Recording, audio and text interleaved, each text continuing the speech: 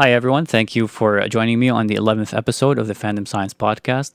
Today, my guest is Dr. Andrea Josse. She's an exercise physiologist and a nutrition scientist at York University.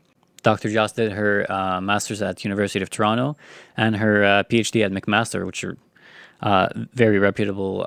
Actually, I got rejected from both those schools in my undergrad. I literally got the rejection letter from McMaster with like coffee stains on it because the guy reading the application just went.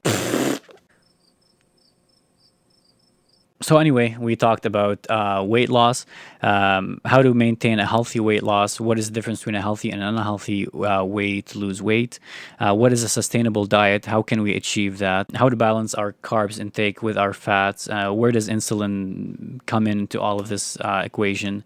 Dr. Josse also answered some questions about GMO versus non-GMO foods. What's the difference between them? Is one healthier than the other? Same with organic versus inorganic food. And answered a bunch of questions about nutrition, exercise, physiology. I cannot thank her enough for joining me and answering those questions. So I hope you guys enjoy it. If you do, leave a like and subscribe to the channel and tune in for the 12th episode coming soon. Yeah, thanks for doing this. I really appreciate it. I've been looking forward to this, and I'm sure a lot of people who are also interested in nutrition and exercise physiology and all that are also interested. I know my friends are. Good. Yeah, so you've done a lot of work on exercise physiology and nutrition and changing body composition through both those mechanisms. But one of the most interesting one you've done is on dairy. And you sent me the study before. So can you just describe it to us very quickly? You did one on males and one on females. Yeah, so the first one that I did was actually during my PhD when I was at McMaster. And that particular study was a 16-week diet and exercise trial in young women. Right. And they were placed on a hypoenergetic diet. And there were actually 3 groups in that particular study. One of them that was just on a diet where we cut the calories and maintain low dairy consumption. The other one was recommended dairy consumption with cutting of calories or energy.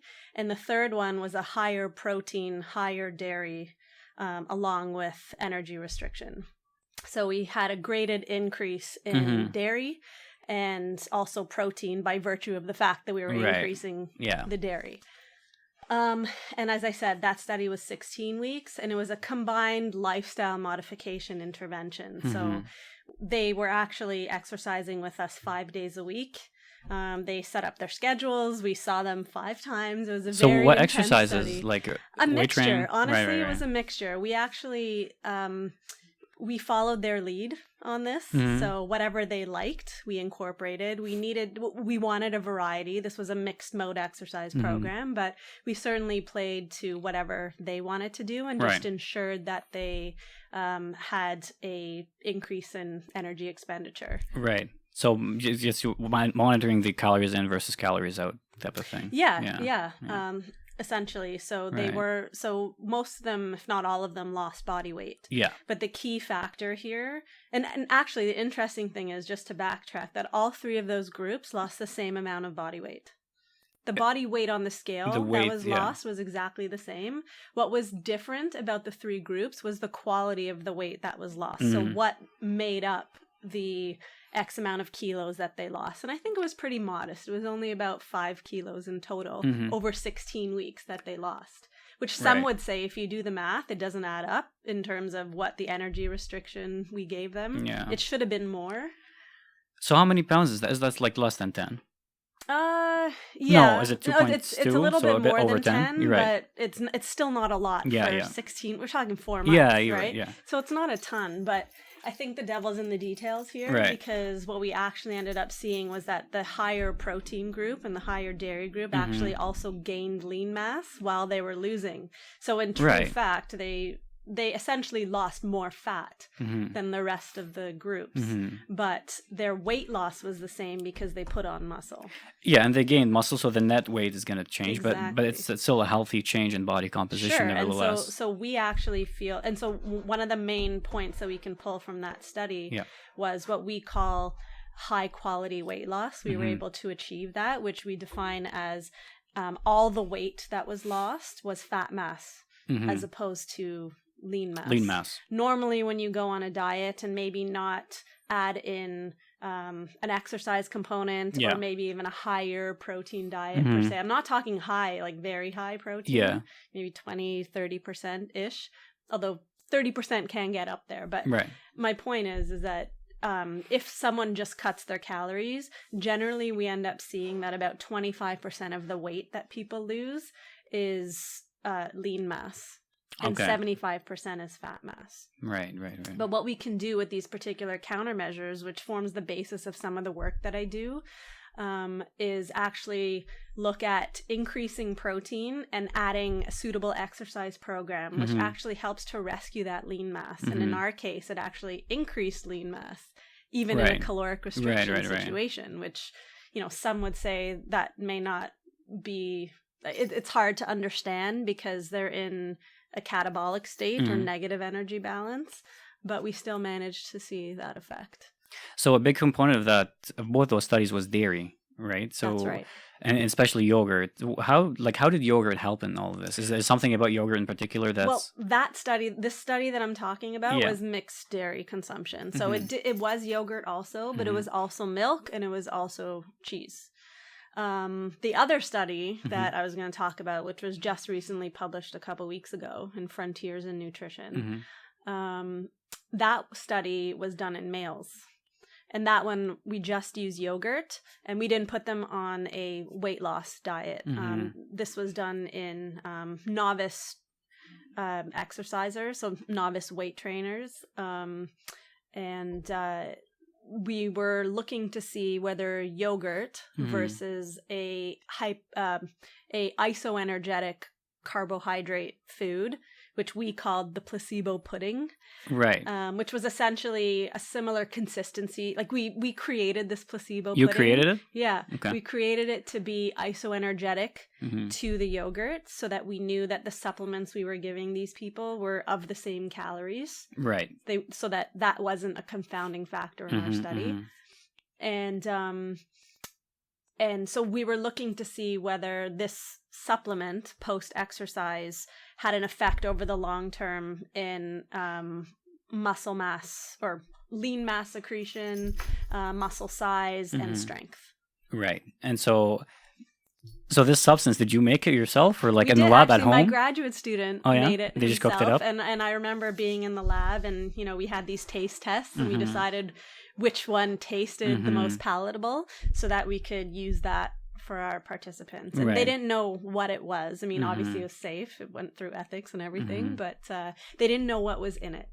Right. Obviously, they know what yogurt is. Yeah. So the group that was consuming yogurt knew they were consuming yogurt, but the group that was consuming this placebo supplement, for all they knew, it contained all these nutrients that were beneficial for that. We didn't say that or not. Yeah. So I think that helped a little bit, but. Well, I mean, that's what all big companies do anyway. They sell you whatever and tell you there's nutrients in it, so it doesn't matter. No comment. Yeah, that's right. So moving on just a little bit from dairy and just to weight loss in general, and I think that's a topic that people are really, really interested in general. It seems that a lot of people think that as long as you're in a caloric deficit, it doesn't matter what diet you're on. Like, as long as there's more calories out than in, you will end up losing weight. Now, sometimes that can backfire, obviously, because it doesn't guarantee you getting the essential nutrients. But in general, what do you think about that method of just calories in, calories out? That's all you need to worry about. Yeah, that's a great question. I mean, in the grand scheme of things, one of the best telltale ways to help you to lose weight is to take in less energy than what your body requires, which forces your body to go into its reserves. Yeah. And, metabolize that for energy to sustain life. Like that's that's a primary example of how our bodies work. But I always say, and we can see that there are very many variations of different types of diets out there. Yeah. And there isn't one diet that works well for one person. And so there is variety, and I think that people just need to figure out what works best for them. Yeah. And the key to that is, what can I stay on over the long term? Yeah. Because losing weight particularly actual fat mass, is a slow process. Yeah. If you want to fit into that dress in 2 weeks and, you decrease your water intake and your calories, you're going to lose weight, but you're probably going to lose a lot of water. Yeah. And if you just cut weight like a wrestler, like, you're like going to that fit type of thing. Well, in order to cut weight like a wrestler, they go through extreme situations for a very short period of time and they feel horrible. Yeah. And then they blow up after. Right. And then they stop doing that. Yeah. But to actually lose weight and sustain it, it needs to be a lifestyle change and it needs to happen slowly. So I always say, like, regardless of what diet or nutritional program you're on, as long as you're able to sustain it and it's working for you, then that's the best way to go. So it's not necessarily a set way of how you should balance your macronutrients. It just differs from person to person. Like, according to my research and even what I believe, I do feel that there may be the case for protein. Like, to make the case that adding a higher level of protein to your diet when you're trying to cut your calories may be beneficial. Even with the studies that I've done, it shows that you're able to preserve your lean mass as you're losing body fat and body weight. And that in and of itself will help with metabolism. And, you talk about metabolic rates plummeting when people go on diets and things like that. But if you're able to at least maintain your muscle mass, which is a huge sink for metabolism in our body, not only metabolizing substrates, but also like glucose metabolism, lipid metabolism, things like that. If you're able to maintain that volume of muscle, then you'll be better off. So that's 1 gram of protein per body weight, per pound of body weight for men, right? And for women, it's different? Like what's that regarding? Just maintaining the lean muscle mass so you don't lose it while also decreasing body fat. That's kind of like the rule that I've heard is...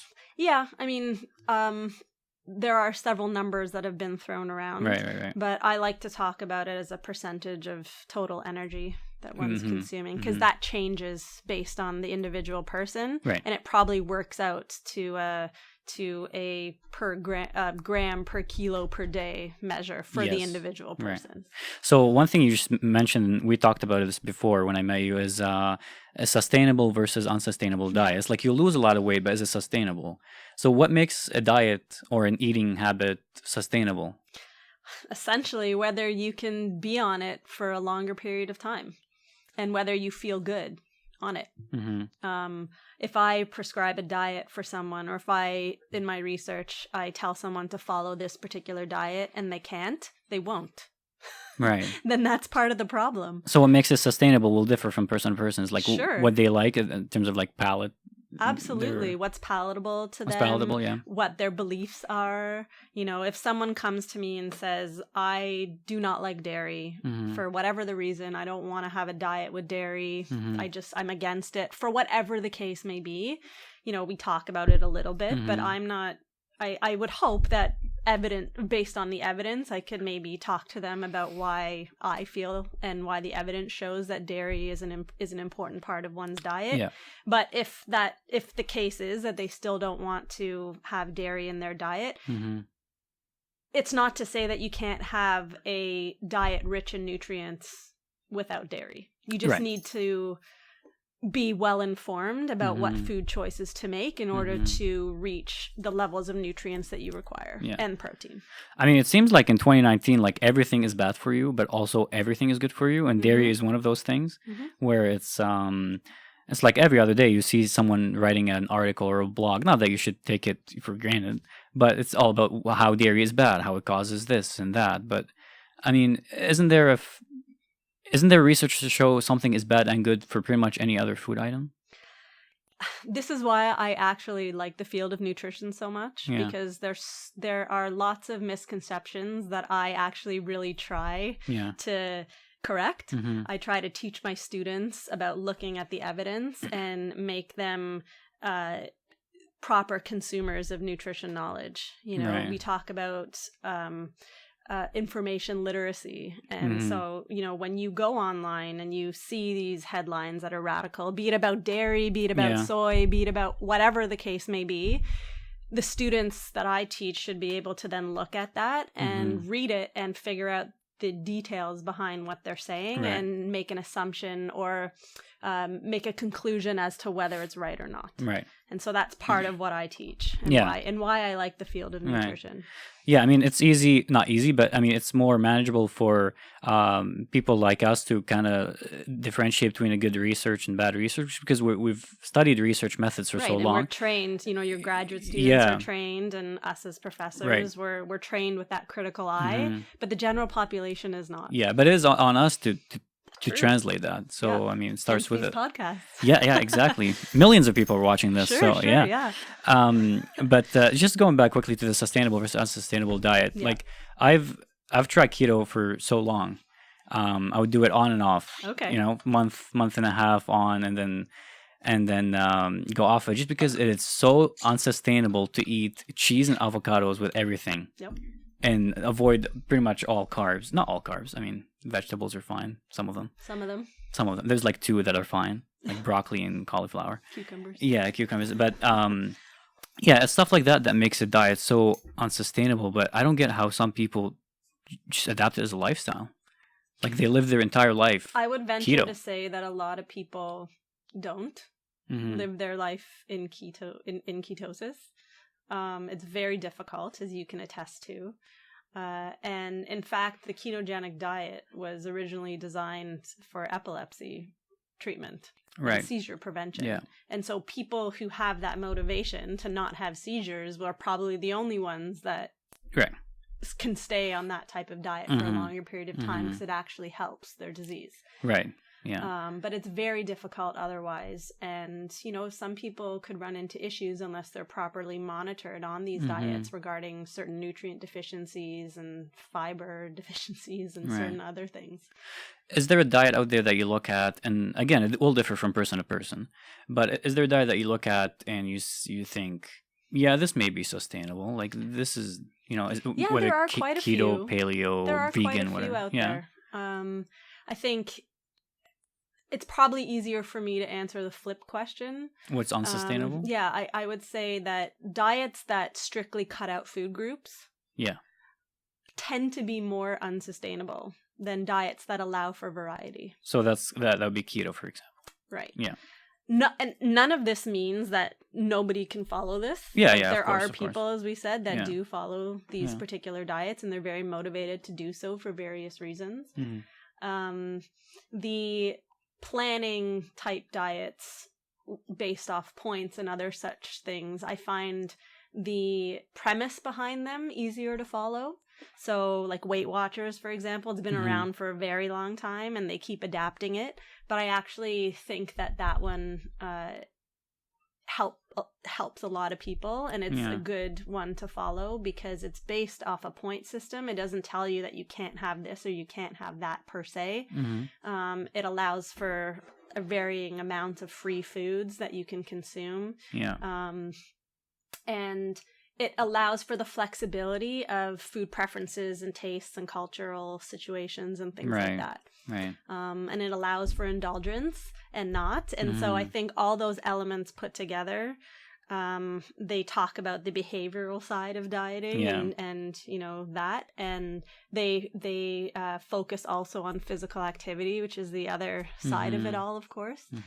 So I think a diet paradigm or a nutritional paradigm based on choice, but with guidance, I think is the best way to go. And I know that's relatively broad, but there are a couple of them out there that are like that. And as I said before, I do think that an easier thing to do is just increase the protein level in your diet. And what about the carbs and the fat? So in terms of carbohydrates, I think it's always a good idea to focus on the complex carbohydrates, the unprocessed carbohydrate foods. That's, been a healthy way to eat carbohydrates for a long period of time. So that excludes, the sugars, the candy, and all that stuff. Yeah, so the higher sugar foods, the foods with added sugars, the foods that are highly processed. White bread and so on and so forth. White bread, things like that. If you can avoid those foods in lieu of other types of carbohydrates, like whole grain bread, for example, brown carbohydrates, that type of thing, I think that's the better way to go. But don't if you like white bread, go have a piece of white bread. Like, this is, it's not like nothing's going to happen. Right. But a piece, though. Sure. Yeah. Sure. A piece. But, in the end, if you're looking to increase the overall quality of your diet and nutrient quality, cutting out those refined, high sugary carbohydrates is certainly a good way to go. And in terms of fats as well, that's, it's more contentious, I would say. Because people are always quick to say saturated fats are bad, unsaturated fats are good.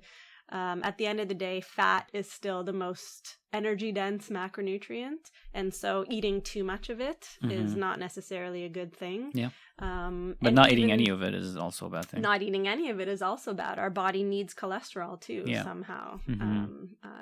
You can get it from other sources too, but the point is that we do require a certain amount of fat in our diet. See, that's where it gets confusing a little bit for me, is when we're talking like protein. Okay, I get it.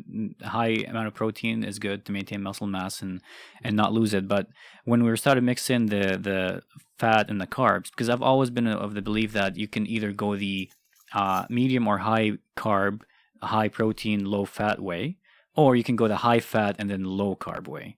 It's all in the context. So if you're manipulating your macronutrients, but you're still at energy balance, or you're still eating maybe a little bit below energy balance, you're going to maintain your body weight or even lose a little bit over time. The problem with society and the obesity situation that is facing our nation, as well as other places in the world, is the fact that these macronutrient manipulations happen, but people are overeating. People are eating more than what their body requires, and or they're expending less energy, which I think is also, a whole other side that we could talk about. But they're expending less energy than what their body requires, which puts them in a positive energy balance situation. And that, no matter what macronutrient you eat, you're eating more than what your body requires. On the flip side, you get into a situation where you could eat all the fat you want. And I'm talking theoretical here, because clearly, this may have an impact on other factors. But for example, you can eat all the fat you want, all the Big Mac meals you want. But if you come in under your energy requirements for the day, then you're not going to put on body weight. Perfect. That's what I'm going to do from now on. Just 2 Big Macs a day. But People have done it. Yeah. But I mean, there are other risk factors that become problematic. Oh, of course. Yeah. There's one channel that I follow. It's 2 bodybuilders, and like they go through phases of bulking and cutting weight. Yeah. And it's the same. It's all fast food. If they're bulking, they just eat more calories in fast food. If they're cutting, they just eat, only 2 junior chickens as opposed to 5. Yep. And I mean, God knows how long those guys will live, but not looking good for them. So another thing that's confusing a little bit when we mix carbohydrates and fats within a diet is, where does insulin play a factor in all of that? So, when you eat carbs, doesn't it raise your insulin, and then that forces it to store fat? So insulin is very complicated. Generally speaking, insulin is an anabolic hormone.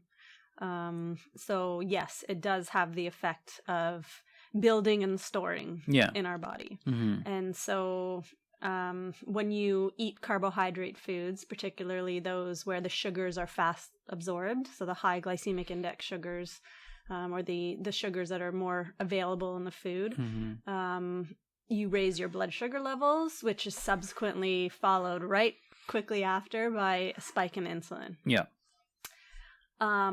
For certain situations, that's helpful. Like if you're an athlete and you want to absorb the blood sugar into your muscles to be used for, exercise or whatever, that's helpful, right?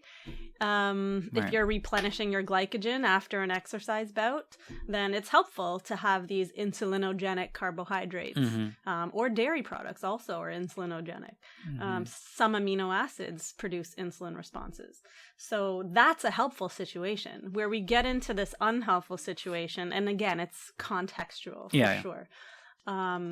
When we eat certain foods that raise our blood sugars and or raise our insulin, and we don't expend energy, our body takes what it needs for metabolism, like our cellular metabolism, but then the remainder of it is driven to be stored in our tissues. And mostly this happens in our adipose tissue or our fat tissue, because they're also responsive to insulin. Mm-hmm.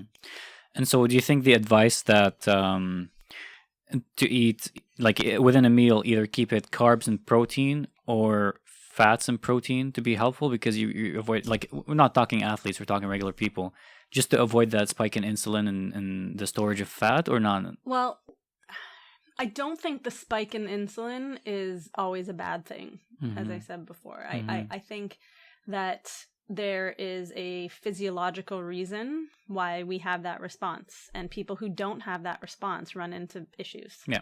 Because high blood glucose levels in the blood is not a good thing. Right. And sorry, my phone's down. I think that where was I going with that? High blood, right? So yeah, the presence of insulin regulating the sugar in the blood. So when we have high blood glucose levels, never mind. I'm gonna take off my watch. Your watch is buzzing. Yeah, I know, it's an Apple Watch. It kind of bothers me. That's why I'm on the old school way of the. So we want to clear the blood glucose and store it in our bodies, in whatever tissues, because high circulating blood glucose leads to diabetes. So insulin is actually a very important physiological mechanism to allow for us to clear blood glucose. Right. So it's a normal physiological process, and the storing of fat or glucose in our various tissues is also an important physiological process. Because you still need body fat. You still need body fat. You still need blood glucose. You still need glucose to be stored or as glycogen. For when you're in a situation where your blood glucose falls down, then your body gets signaled to release that glucose to restore blood glucose levels. Yeah. I mean, this goes back to our ancestors, long, long ago, when, they didn't know when their next meal was coming. They would store everything that they could. Their body's programmed to do that, so that when they're in a situation where their next meal is, is not for a long period of time, they still have residual nutrients to sustain them. Right. So perhaps what a useful thing or helpful thing that we can do is maybe eat carbohydrates that are lower on the glycemic index, or the lower on the... Right, so glycemic index is another situation. It's a way to classify carbohydrate-containing foods based on the blood glucose response that they elicit after they're consumed. And actually, this dates back to my master's work. And McMaster? I did my master's at U of T with David Jenkins. U of T and McMaster? I did my PhD at these are two schools I got rejected from. Go on, sorry. But here, here I am. York now. But here I am. am. All good. Yeah. But so David Jenkins, Dr. David Jenkins, was one of the inventors, or the inventor of the glycemic index. Oh, really? I actually, and I was very lucky to be able to work with him to do my master's. So I actually, as part of my master's, I did a lot of work on the glycemic index. Okay. And I actually looked at the effect of adding higher fat foods, in my case, almonds or pistachios. My particular thesis was about almonds, but looking at adding almonds to high glycemic index foods and eating them together and seeing what effect that subsequently has on blood glucose excursions, insulin excursions, oxidative stress. And so when you consume a mixed meal that contains all three macronutrients, and in fact we were using white bread because it has one of the highest glycemic indices. And we were able to reduce the glycemic index of white bread almost to a flat line because of adding fat to the diet. Really? Yeah. So it's the fat just canceled out all the... Essentially, the fat inhibited the release of the glucose, or the absorption of the glucose, or it decreased it to a point where it was a much slower absorption of glucose over time. Wow. So you don't see those massive excursions, which then trigger massive insulin excursions. Wow, so the implications of that, of course, are for people with diabetes. They should consume potentially higher glycemic index foods if they are going to do that, along with higher fat potential, healthier fat foods to help mitigate the glycemic excursions that they undergo, because they have trouble with that. Right, of course. So the point is to avoid high glycemic food, but if you are to... But going back to your insulin question, when you don't increase blood glucose, you don't increase insulin. Yeah. Usually, because they go hand in hand. Yeah. Okay. See, that's one of the most confusing things. And again, like, because the advice you hear in general is like, hey, watch your calories, whatever, or the macronutrients, but we don't pay attention to insulin. I feel like it is such an important factor. Because that's actually, it's the hormone that causes your body to store. Right. And again, going back to the situation where, you sit down and you eat a food that would elicit a high blood glucose response, and then you don't do anything after, you just sit. Your body is going to use energy first that it needs, but then the rest of it is going to be converted into fat and stored. Now, you may mobilize it again later on, but the point is that over time, if you keep doing this, i.e. you keep eating more than what your body requires, you're going to have a net increase in body fat.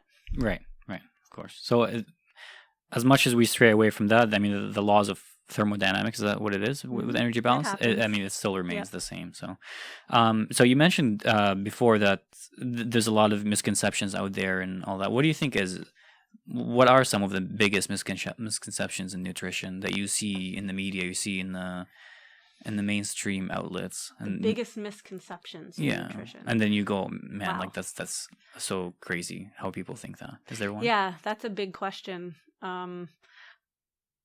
I think the biggest misconceptions. Well, certainly from the work that I do, I think dairy is misunderstood in a lot of ways. And, not only because I research dairy, but I firmly believe that there's a lot that people don't necessarily understand about it. And so I do talk about the benefits of it. But then I also... because I am evidence-based, I also talk about the fact that you don't have to consume it if you don't want to.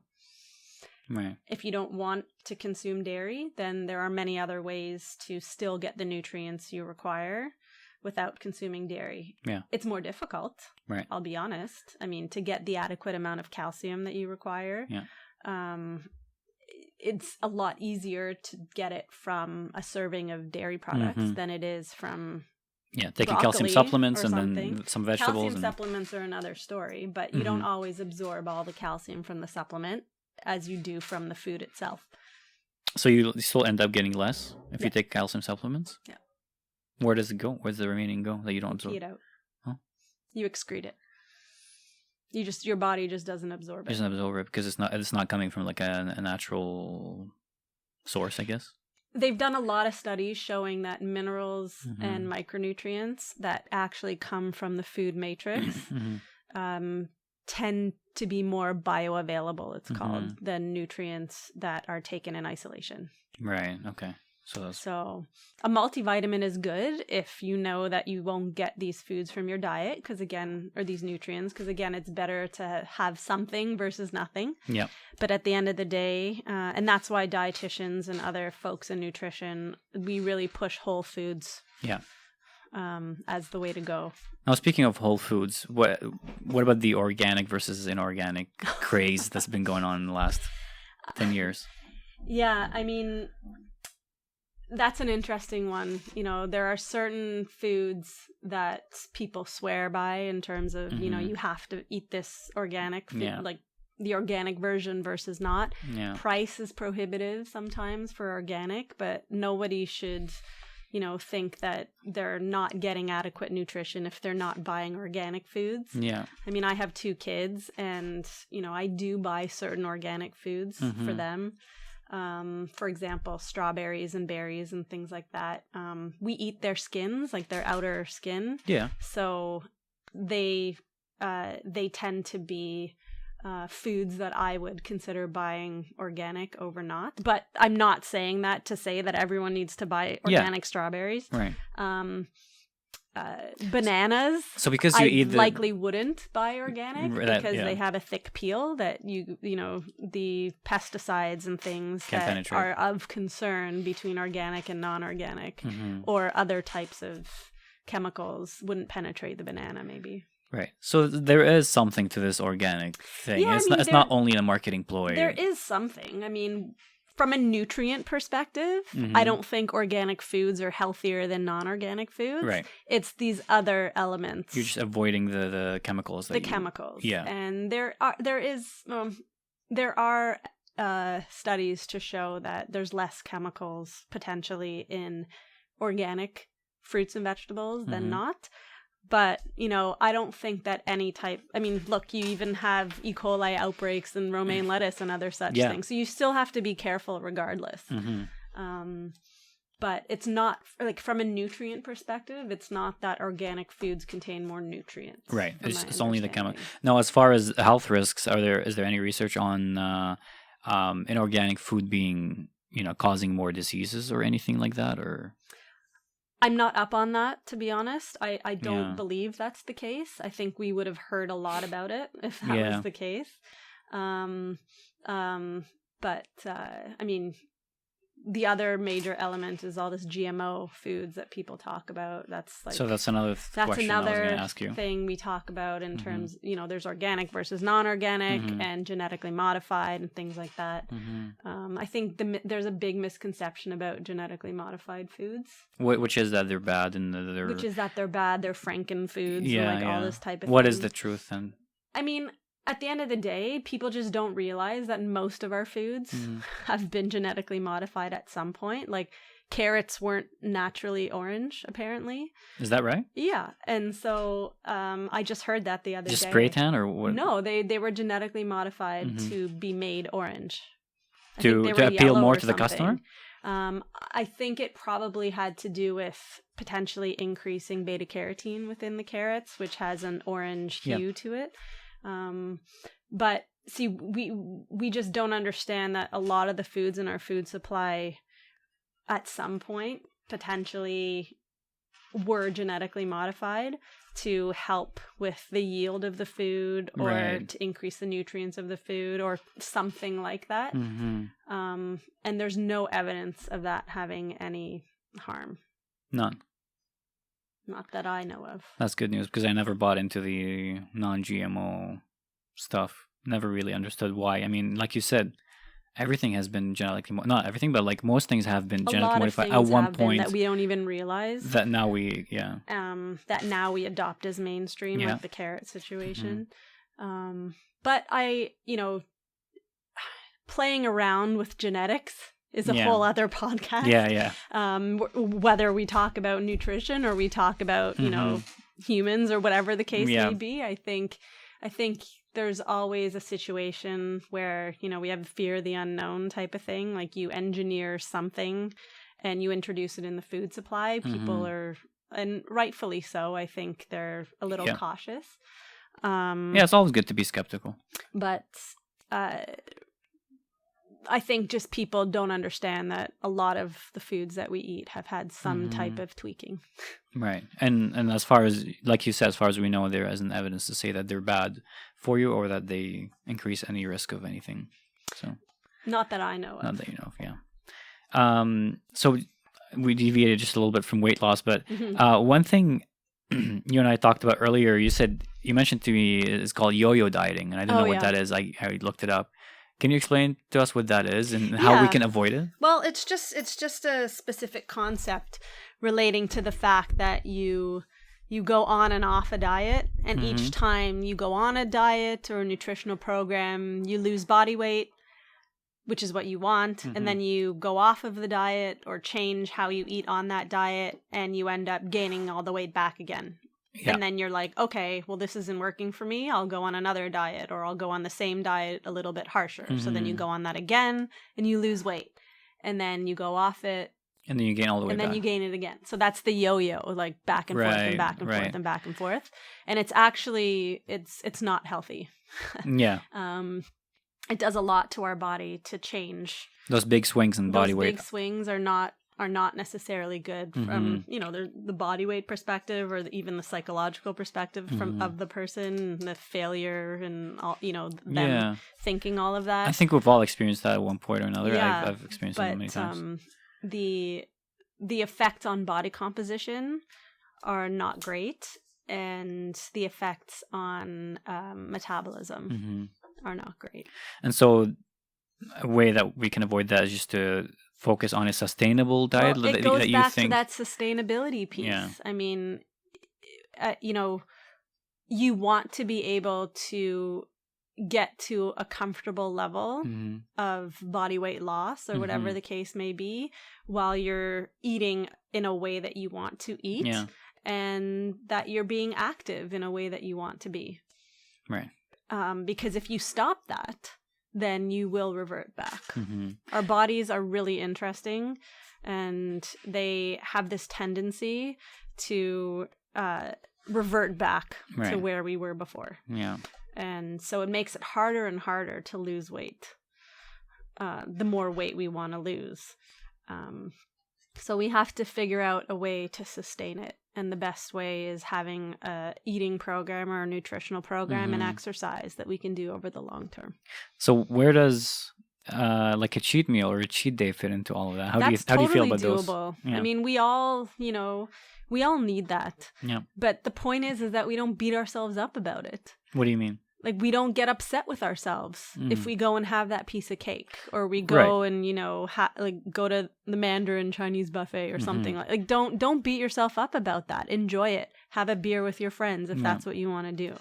I mean, all of these things make us feel good, and we're in social situations usually when they happen, and they're really, really important for various other aspects. And they essentially, and I get a lot of this information from the participants in my research studies when we ask them to follow a specific dietary pattern, and they say, oh, but I had this the other day, blah, blah, blah. And part of what we do is we try and teach them that that's okay. Like, don't feel guilty about it. Just know that, we can't do that all the time. That's why it's called a cheat meal, is because exactly once in a while. And, at the end of the day, I think the elements and the feelings that you get from those types of occurrences help you to be stronger to follow your actual program later on. Because you look at it as more like a reward than a thing that you indulge in. We don't necessarily like food to be seen as a reward, right? But the fact that it is still part of a healthy diet, the fact that you can indulge and you feel okay about that is a very healthy way to live. So you may have already answered this question just from our discussion, but what do you think is like the biggest mistake that people make when they're trying to lose weight?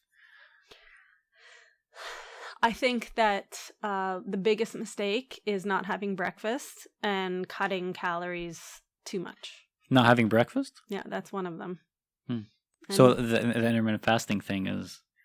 How do you feel about that? That's a whole other issue, the intermittent fasting. But I mean, I think it's the misconception around breakfast. Like, if you have breakfast, people tend to tell me that they end up eating more throughout the day.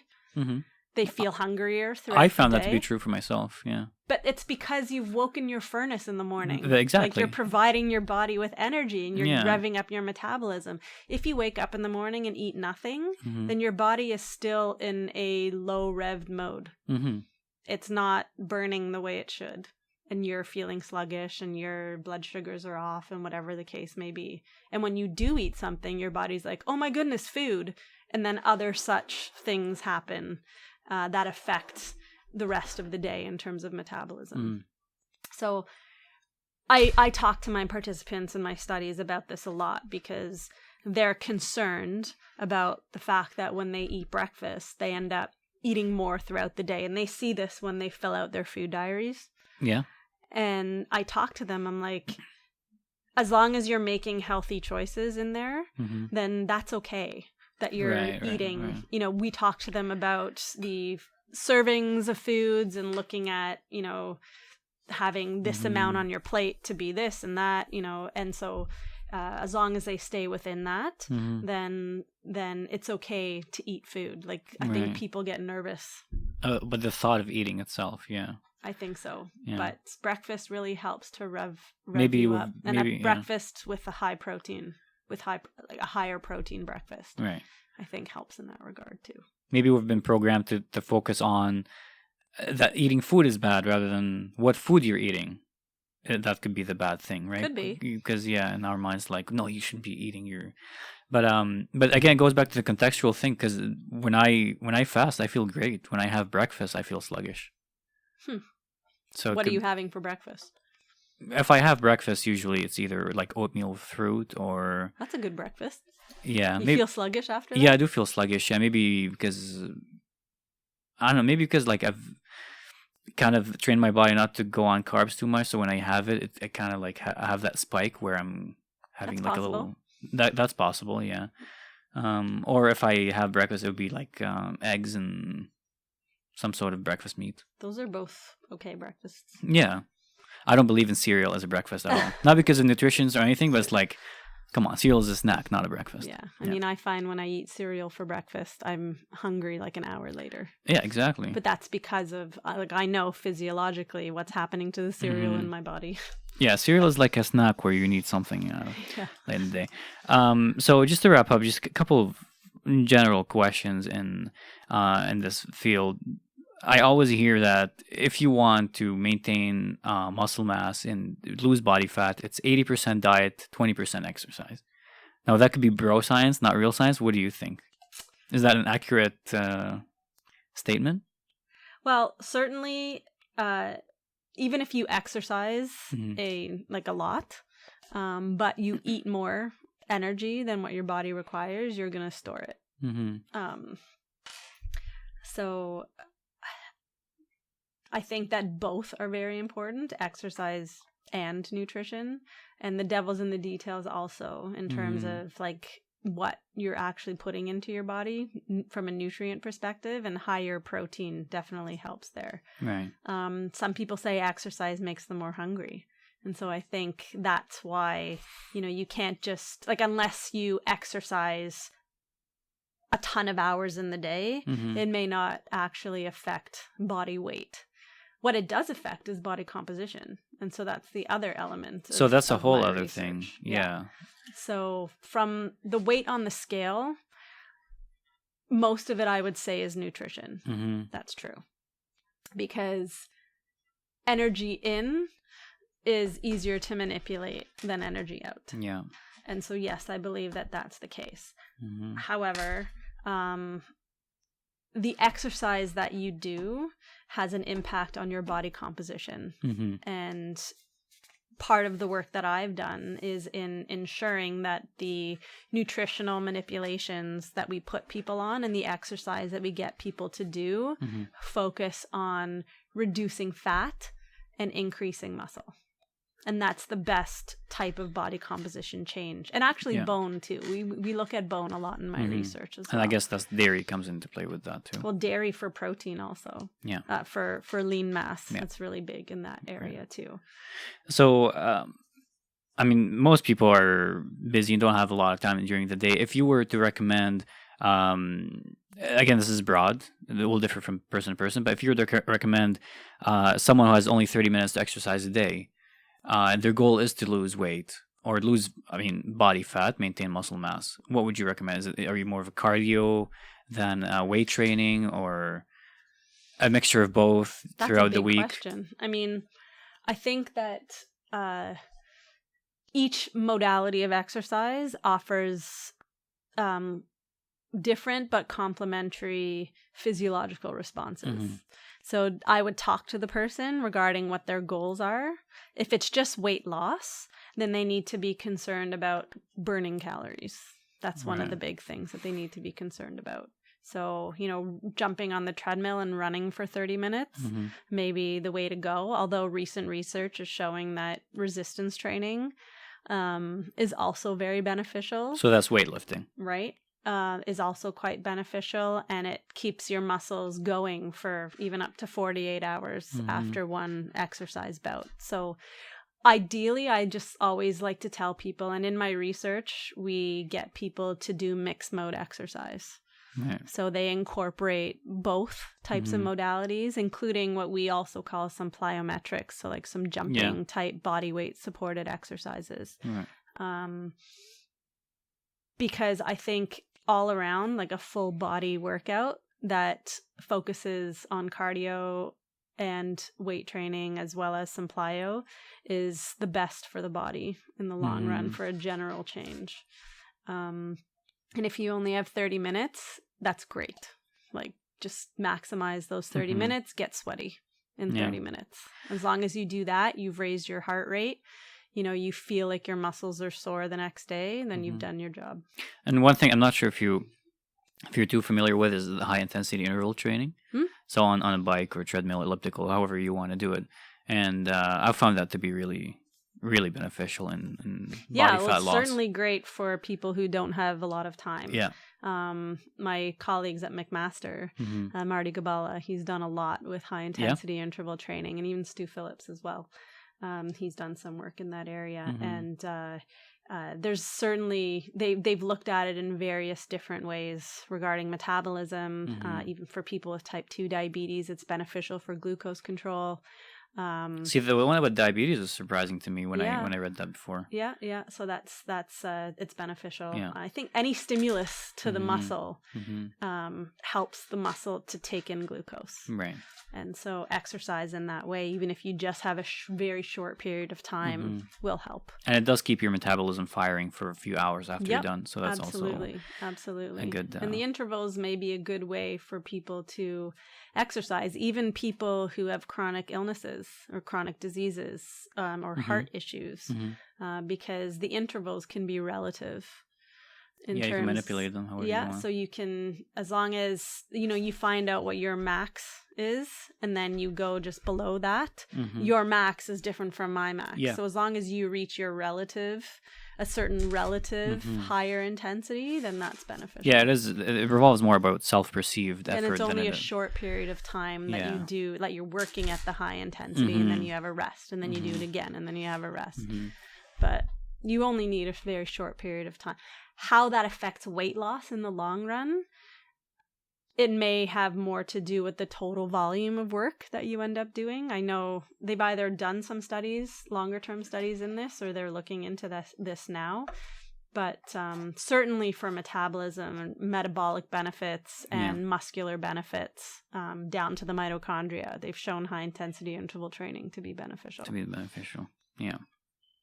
Now, just to end on this, is kind of, I think, a good question to wrap everything up, is the term healthy is so vague because everybody has an idea of what healthy is and what healthy isn't. And again, there's research to show you that strawberries are good for you and to show you that it's bad for you. It's almost every item has something, evidence for and against it. If someone's trying to, prepare their meals or their diet according to what should be healthy for them, what advice would you give them to kind of figure out what is healthy for them? How would they know? How would they find out what is healthy? Well, certainly a good resource would be the new Canada's Food Guide. Yeah.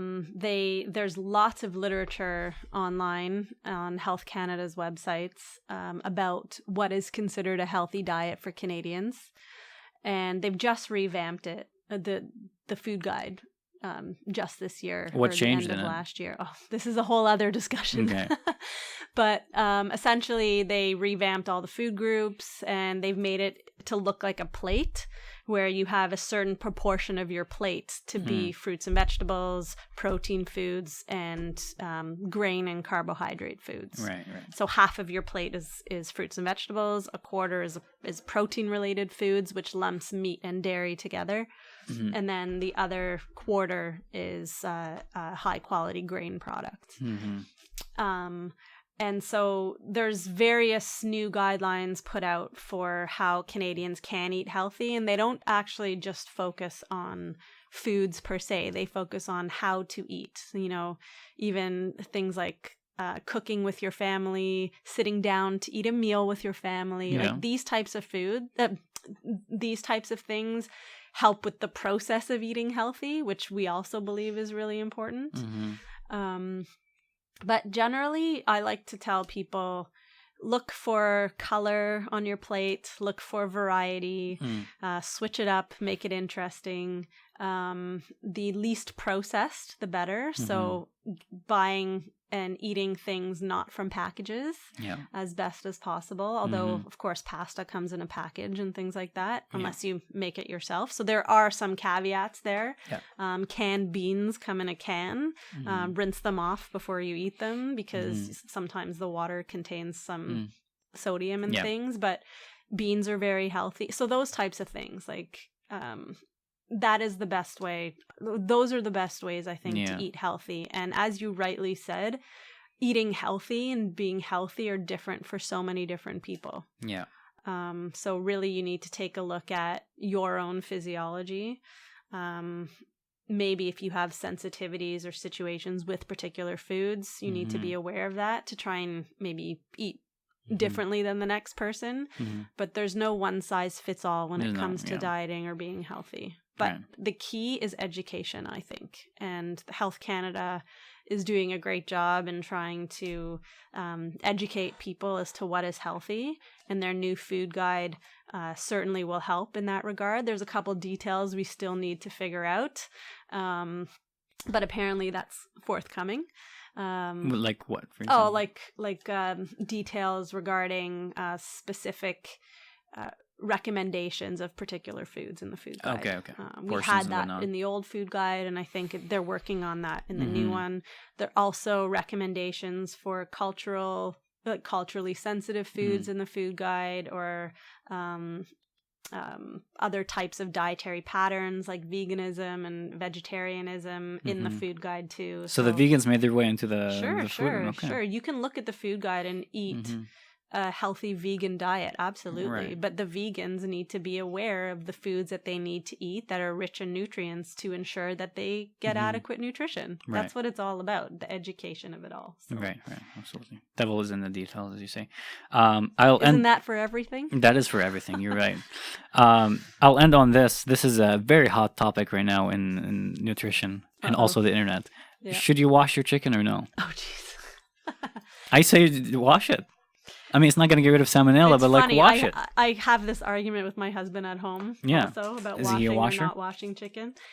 The issue, from my understanding about washing or not washing, is if you wash, the splash off the chicken ends up, on your countertop. Okay, but if you know how to use a faucet and a sink, there you go, problem solved. You can wash your chicken and clean your countertop after. There you go. There's a thought. That's what I do. Right? Yeah. But you may miss that microscopic little something that would turn into something. I'm just being facetious here. Right. But I don't think from a nutrition perspective there's nothing about washing and not. But there's all those types of things. I think if you clean appropriately your surfaces, which you should always do when you're dealing with raw meat, you'll be fine. Yeah, just wash your chicken. You'll be okay. Sure. Yeah, that's what I say. Thank you so much for joining me. I really appreciate it. Is there anything you want to promote? Twitter, website?